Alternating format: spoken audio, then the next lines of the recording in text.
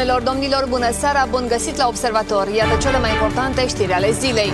Nivelul Dunării a crescut cu 2 cm după exploziile provocate, dar situația rămâne dificilă la Cernavodă. În tot mai multe localități din țară, apa a fost raționalizată, iar în altele a fost oprit iluminatul public. Carburanții s-au scumpit din nou, iar motorina se apropie de 11 lei pe litru. Legea care ar trebui să scadă prețul a fost semnată de președinte. Primele ieftiniri le-am putea vedea la finalul săptămânii. Un val de caniculă sufocă România. Temperaturile resimțite au atins 42 de grade în vestul țării. De mâine, codul roșu se extinde. Iar un român de 19 ani din Italia a fost răpus de căldura extremă în timp ce culegea roșii. Povestea dramatică imediat la Observator.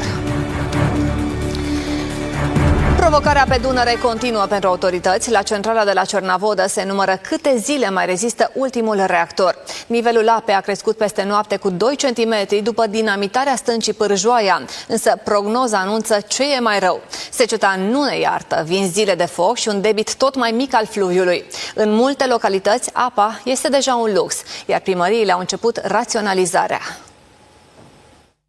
Scenariu sumbru pe Dunăre. Hidrologii avertizează că în mai puțin de o săptămână debitul la intrarea în țară poate coborî sub minimul istoric, la 1350 de metri cub pe secundă, de 3 ori sub media obișnuită a lunii august.